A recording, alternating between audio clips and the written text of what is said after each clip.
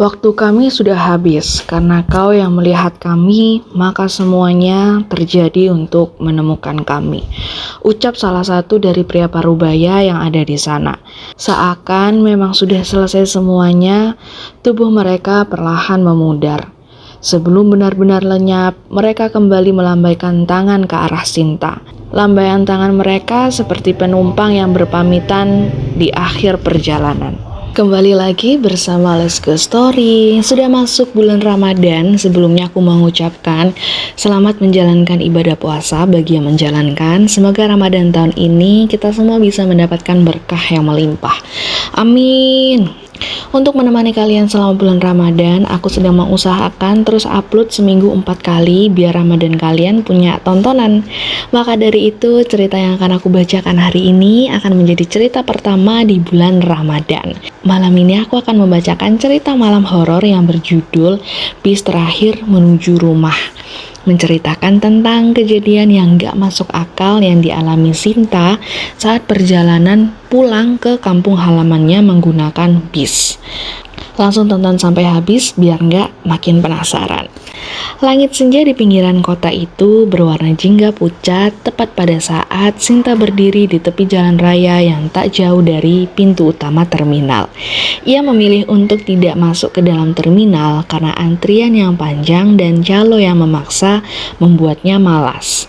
Lagi pula bis antar kota yang hendak ia tumpangi biasanya tetap berhenti setelah tikungan dekat warung kecil untuk menaikkan penumpang tambahan. Sudah hampir 1 tahun Sinta tidak pulang ke kampung halamannya. Semenjak ia sibuk kerja di kota, ia jadi jarang punya waktu.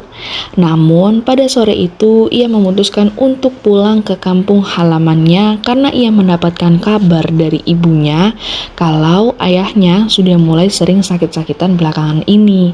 Jadi Sinta diminta untuk membantu merawat ayahnya. Maka dari itu, tanpa menunda-nunda lagi, Sinta segera pulang ke kampung halamannya. Suara mesin berat mulai terdengar dari kejauhan. Sebuah bus besar berwarna biru muncul dari arah terminal. Lampu depannya sudah menyala meski matahari belum benar-benar tenggelam. Bis itu berjalan melambat tepat di hadapannya. Sinta merasa jika pilihannya sudah tepat. Hanya perlu menunggu di luar terminal, dengan cepat bis jurusan ke kampungnya sudah tiba di hadapannya. Tak perlu menunggu lama, saat bis itu berhenti dengan sempurna, pintu bagian belakang terbuka dibarengi suara mendesis dari dalam mesin bis. Tanpa berpikir panjang juga, Sinta langsung menaiki bis itu secara perlahan. Begitu ia menginjakkan kaki di dalam bis, hawa dingin langsung menyentuh kulitnya. Bukan dingin dari AC, tapi lebih dingin dari itu. Seperti hawa ruangan yang lama tertutup tanpa cahaya. Menyadari hal itu, Sinta mendadak berhenti di anak tangga paling atas sebelum melanjutkan masuk sepenuhnya ke dalam bis. Tepat pada momen itu, sesuatu hal terjadi dan dialami langsung oleh Sinta. "Ini bis ke arah Karangjati kan?" tanyanya dengan pelan. Di sana, tepat di sebelah kanan Sinta, berdiri seorang kernet di pintu belakang bis. Pria itu bertubuh kurus, kulitnya pucat seperti tidak pernah terkena sinar matahari.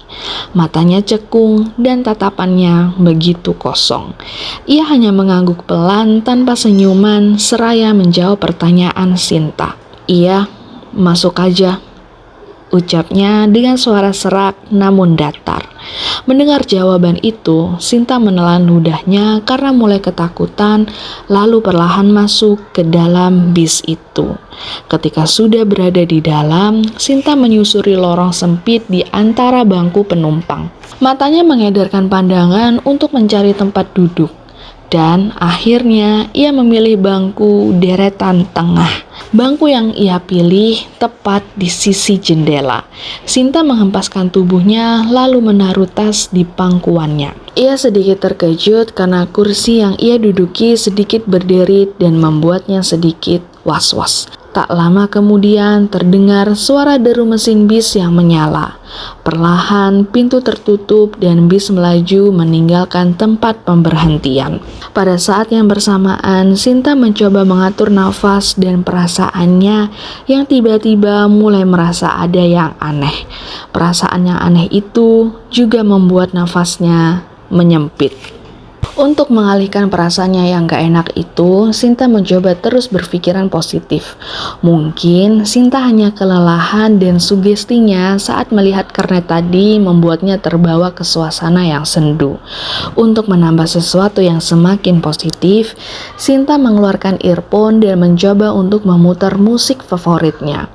Namun, entah kenapa hal aneh itu belum benar-benar hilang dari sekitaran Sinta. Suara musik dari ponselnya terdengar cukup jauh, seperti suara yang terpendam oleh sesuatu. Saat Sinta mencoba mencari sumber dari keanehan itu, ia menyadari kalau bis itu terlalu sunyi. Walaupun ia jarang pulang ke kampung dan jarang merasakan naik bis, tapi seharusnya suasana di dalam bis nggak sesunyi ini. Biasanya perjalanan antar kota di jam seperti ini ramai oleh obrolan sesama penumpang. Tapi di dalam bis itu hanya terdengar suara mesin dan gesekan roda di aspal. Tak hanya itu, perlahan, Sinta mendongakkan kepalanya sedikit untuk mengedarkan pandangan ke seluruh penjuru bis. Di sana, Sinta melihat adanya penumpang di seberang lorong sedang duduk tegak menatap lurus ke depan. Ia juga melihat seorang ibu-ibu menggunakan kerudung abu-abu dan tatapan matanya kosong, juga tidak berkedip sedikit pun. Di belakang ibu-ibu itu ada seorang pria parubaya dengan duduk posisi yang sama. Tatapannya kosong, menghadap lurus ke depan dan terasa hampa. Pada saat itu, suasana berubah begitu aneh. Tidak ada yang saling berbicara, tidak ada yang bermain ponsel, dan tidak ada yang bergerak. Sinta cepat-cepat kembali ke posisi awalnya dengan jantung yang berdetak dengan cepat. Ia juga menepis hal aneh itu dengan berkata kepada dirinya sendiri jika ia terlalu memikirkan yang berlebihan dan semua ini hanyalah kebetulan. Tepat beberapa saat kemudian, kernet bis tadi berjalan menyusuri bagian bis untuk menarik tarif. Langkah kernet itu pelan dan nyaris tanpa suara. Satu persatu, penumpang memberikan uang dan kernet itu memberikan karcis sebagai tanda bukti pembayaran. Dari situ, Sinta mulai punya pikiran kalau hal itu normal, bukan yang terlalu janggal. Sampai kernet itu tiba di bangku Sinta, ia masih tetap bersikap sama seperti awal Sinta bertemu dengannya. "Turun Karangjati ya mas," ucap Sinta dengan segera sambil menyodorkan selembar uang. Kernet itu menerima uangnya tanpa sempat menghitung dan tidak berkata apapun. Tangannya terasa dingin ketika tanpa sengaja menyentuh jari Sinta. Sontak, Sinta langsung menarik tangannya karena tangan kernet itu begitu dingin, sangat dingin.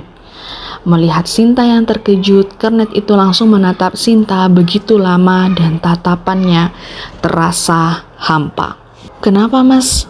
Uangnya kurang?" Sinta memberanikan diri untuk bertanya walaupun mulutnya cukup bergetar untuk bertanya. Lagi-lagi pria itu hanya diam, kemudian memalingkan pandangannya dan melanjutkan langkahnya. Saat pria itu berjalan sedikit jauh dari bangku Sinta, tengkuknya terasa meremang dan bulu kuduknya berdiri. 30 menit berlalu, bis tetap melaju dan perlahan meninggalkan keramaian kota, lalu mulai memasuki jalanan yang lebih sepi. Jalanan yang hanya terdapat pepohonan di kanan kiri jalan. Langit di sepanjang jalan itu juga gelap dan lampu yang ada di dalam bis mendadak berkedip pelan lalu kembali stabil. Untuk yang kedua kalinya, lampu di dalam bis kembali berkedip seperti mau padam. Awalnya, Sinta masih ingin berpikiran positif, tapi dengan jalanan yang sepi dan lampu mendadak berkedip ini membuat Sinta tidak bisa menahan rasa takutnya. Ia menelan ludah untuk kedua kalinya dan meraih tasnya untuk dipeluk seerat-eratnya. Dalam hatinya berkata kalau ia hanya ingin pulang kampung dengan lancar dan sampai tujuan. Tapi kenapa ia malah mengalami kejadian yang gak pernah ia inginkan seperti ini? Hatinya sangat tidak tenang, bercampur dengan kebingungan. Di tengah keadaannya lagi kacau, penumpang yang ada di bangku depannya Sinta mendadak menoleh ke arahnya. Tanpa alasan yang jelas, penumpang itu menoleh perlahan dengan gerakan yang patah-patah. Gerakannya mirip seperti boneka yang memutar kepalanya. Sekarang, kepala penumpang itu menghadap tepat di hadapan Sinta dengan tubuh yang masih duduk tegak lurus ke depan. Kepala yang berputar ke belakang itu menatap Sinta dengan tatapan yang tajam dan menyunggingkan bibirnya, seraya tersenyum tipis. Senyumnya cukup lebar hingga ke bagian mata. Sinta gak bisa berbuat banyak saat hal mengerikan itu terjadi di hadapannya. Hal aneh yang dari tadi mengganggu pikirannya sekarang harus dihadapkan sesuatu yang gak bisa dilogikakan, tapi sedang terjadi di hadapan matanya Sinta. Tidak berhenti di situ, penumpang yang lain serempak menoleh ke arahnya dengan pola yang sama. Dadanya terasa begitu sesak seketika. Ia mencoba sekeras tenaga untuk menunduk dan memejamkan matanya. Hawa yang dingin di dalam bis itu mampu membuat dahi hingga pelipisnya berkeringat. Masih dengan memeluk tasnya, di dalam hati Sinta terus mengucapkan istighfar serta doa-doa yang bisa dilafalkan untuk perlindungannya. Seiring mulutnya yang terus mengucapkan doa, suara mesin bis tiba-tiba terdengar semakin keras. Seakan bis itu melaju semakin cepat dari sebelumnya, dan jalanan mendadak terasa bergelombang. Sinta terus melafalkan doa-doa sampai perlahan ia mendengar suara teriakan yang samar. Lalu perlahan semuanya jadi hening. Tidak ada suara mesin, tidak ada getaran, tidak ada apapun yang Sinta dengar. Seakan semuanya terjadi begitu cepat dan Sinta perlahan membuka matanya untuk melihat apa yang sedang terjadi. Dan saat matanya terbuka dengan lebar, apa yang ada di hadapannya membuat terkejut dan bingung. Keadaan yang sunyi itu berasal dari dirinya yang sudah tidak lagi berada di dalam bis. Sinta berdiri tepat di pinggiran sungai. Bukan lagi dingin AC bis yang menusuk kulitnya, melainkan dingin malam yang berhembus begitu dingin dan bercampur bau lumpur serta air keruh yang tercium begitu kuat. Beberapa meter dari hadapannya terdapat bis tua yang terperosok setengah badan ke dalam sungai. Bagian depannya hancur, menghantam batu besar dan kacanya pecah. Di sana terlihat ada beberapa orang yang tergeletak di sekitaran tepi sungai. Ada juga beberapa yang masih terjebak di dalam bis. Air sungai yang mengalir deras membuat serpihan kaca dan potongan kursi terbawa oleh arus. Seakan tidak diberi jeda untuk mendapatkan jawaban dari semua ini, Sinta kembali terkejut dengan nafas yang tercekat. Ia melihat semuanya dengan gak percaya, sedangkan dirinya masih berdiri dengan bersih. Tidak ada luka sedikit pun, tubuhnya gak basah, dan semua anggota tubuhnya utuh. Tapi, bagaimana mungkin ini bisa terjadi? Pertanyaan itu masih terus bersarang di pikirannya. Ia merasa baru saja duduk di dalam bis, baru merasakan perjalanan 30 menit, dan semua itu lenyap dengan berdirinya ia di pinggir sungai. Ditambah lagi ada beberapa penumpang yang mengerang kesakitan. Kesadarannya membuat ia tersentak dan segera merogoh tasnya untuk mengambil ponsel. Untungnya masih ada sinyal dan dengan tangan yang gemetar ia menekan nomor darurat polisi. Gak cuman tangannya yang gemetar, suaranya saat melaporkan kejadian kecelakaan kepada polisi pun juga dengan gemetar. Sinta mengedarkan pandangan ke sekelilingnya untuk mencari tahu ia ada di mana. Namun, saat matanya berhenti pada sebuah gapura yang bertuliskan "Selamat datang di Karangjati", ia langsung memberitahu kepada polisi lokasi ia berada. Dari seberang terdengar suara berat yang berasal dari suara polisi yang menanyakan statusnya apa. Sinta menjawab jika ia adalah penumpang yang selamat. Sinta menjelaskan sedikit keadaannya di sana kepada polisi dan polisi menerima laporannya dengan baik. Setelah mengakhiri dan menutup panggilan itu, ia terduduk lemas ke tanah sambil terus mencerna apa yang sedang terjadi. Karena di sisi lain, kalau jarak tempuh yang seharusnya selama 30 menit itu belum saatnya masuk ke Karangjati. Tapi kenapa ia sudah berada di sungai yang mau masuk ke Karangjati? Sinta menangis sendirian di sana sambil tenggelam di dalam kebingungannya. Ia hanya memandangi wajah korban yang masih ada di dalam bis dengan air mata yang mulai membasahi pipinya. Wajah para korban sudah terlihat pucat dan seperti ada yang sudah tidak bernyawa. Dari kejauhan, mata Sinta yang masih penuh dengan air mata tersorot oleh cahaya lampu mobil dan suara sirine yang perlahan muncul, memecahkan malam. Semuanya tiba dengan bersamaan. Polisi, ambulan, dan beberapa warga sekitar yang melihat adanya kerumunan. Sinta mencoba berdiri untuk menyambut mereka dan tim medis segera menghampiri Sinta dengan membawakan selimut tipis. Dibarengi juga polisi yang meminta keterangan langsung dari Sinta. Ia mengatakan jika dirinya adalah penumpang yang duduk di bangku tengah. Setelah itu, Sinta dibawa ke ambulan dan evakuasi korban lainnya berlangsung cukup lama. Beberapa korban dinyatakan meninggal dan ada yang masih bernafas segera dilarikan ke rumah sakit. Sinta pun turut serta dibawa ke rumah sakit terdekat untuk pemeriksaan. Selama perjalanan ke rumah sakit, Sinta yang duduk di dalam ambulans masih terpaku dengan segala pertanyaan yang belum ada jawabannya. Kalau tadi aku berdiri di pinggir sungai dengan keadaan yang utuh, lalu siapa yang ada di dalam bis itu? Batinnya. Setibanya di Rumah Sakit Umum Karangjati, keadaan rumah sakit tampak sibuk di malam itu.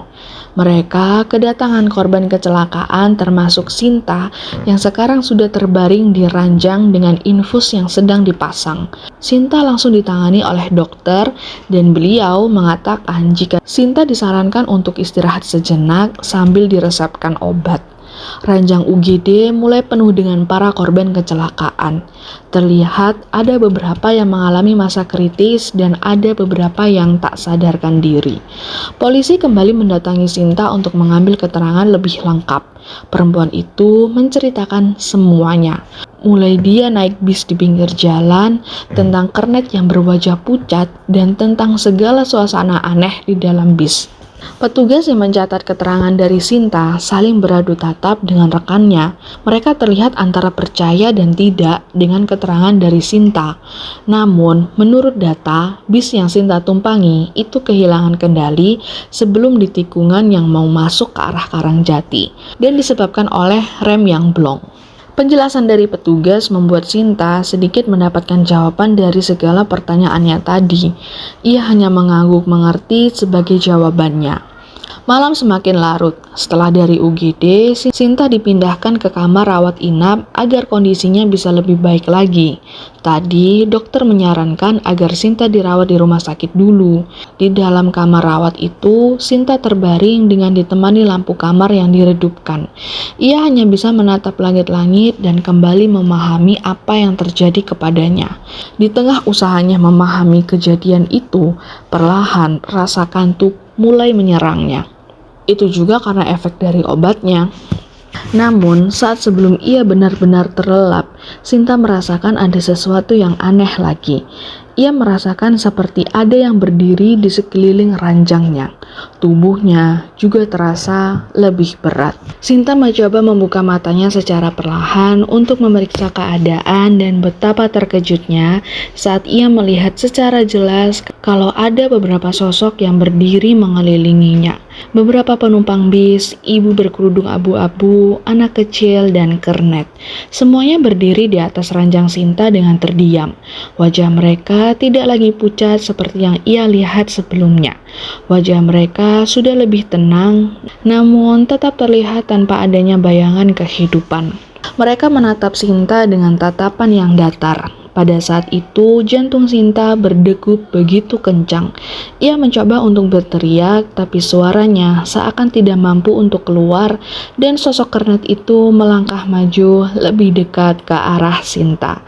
Tepat satu langkah maju lebih dekat ke arah Sinta, tatapan dari kernet itu tidak lagi kosong. Ada sesuatu yang melegakan dari tatapannya. Kemudian dengan suara yang jelas ia mengatakan terima kasih. Disusul dengan sosok lainnya yang mengucapkan hal sama dan ibu berkudung abu-abu itu tersenyum lembut kepada Sinta. Mereka semua melambaikan tangan seraya berpamitan kepada Sinta. Ia paham mereka sedang berpamitan, tapi Sinta masih tidak paham dengan maksud semua ini. Aku masih gak ngerti apa maksud dari semua ini. Di tengah kebingungannya, ia kembali meneteskan air mata. Waktu kami sudah habis. Karena kau yang melihat kami, maka semuanya terjadi untuk menemukan kami. Ucap salah satu dari pria parubayah yang ada di sana. Seakan memang sudah selesai semuanya, tubuh mereka perlahan memudar. Sebelum benar-benar lenyap, mereka kembali melambaikan tangan ke arah Sinta. Lambaian tangan mereka seperti penumpang yang berpamitan di akhir perjalanan. Kini mereka sepenuhnya menghilang dari hadapan Sinta dan air mata yang sudah menetes dari tadi turun semakin deras hingga Sinta terisak. Semoga kalian tenang ya di sana. Tepat setelah Sinta mengatakan itu, ruangan kembali kosong. Hanya suara monitor jantung dan dengus nafas dari pasien lain yang terdengar. Keesokan paginya, berita kecelakaan itu tersebar luas di berbagai media sosial. Berita kecelakaan itu disebut sebagai salah satu kecelakaan terburuk tahun ini di jalur tersebut. Hanya Sinta yang dinyatakan selamat tanpa adanya luka yang berarti. Namun di hatinya ada sesuatu yang berubah. Akhirnya Sinta berhasil tiba di rumah orang tuanya. Ketika ibunya memeluknya di ambang pintu, Sinta menangis cukup lama. Ia tidak menceritakan semuanya, ia hanya mengatakan bahwa hidup bisa berhenti kapan saja. Ibu Sinta terus mencoba menenangkan Sinta dan memberikan rasa aman ketika ada di rumah itu. Malamnya, saat Sinta sudah sedikit merasa tenang dan hendak untuk tidur di kamar lamanya, ia kembali teringat dengan satu hal. Saat ia sedang berdiri di pinggir sungai, ia tidak melihat dirinya sendiri ada di antara para korban. Itu artinya Sinta tidak pernah benar-benar berada di dalam bis itu. Mungkin sejak awal Tuhan sudah menariknya keluar, atau mungkin ia memang sudah duduk di antara mereka, namun masih diberi kesempatan untuk kembali. Dari kejauhan terdengar suara kendaraan yang sedang melintas di jalanan desa. Sinta tidak mampu mendengar itu dan mencoba memejamkan mata serta menutup telinganya. Perasaan syok itu masih ada sedikit membekas di dirinya, dan setiap kali ia mendengar suara mesin bis, bulu kuduknya selalu meremang. Dari kejadian itu semua, ia jadi tahu kalau tidak semua perjalanan benar-benar membawa kita sampai pada batas antara hidup dan kematian. Kejadian janggal yang Sinta sendiri bingung itu sebenarnya apa.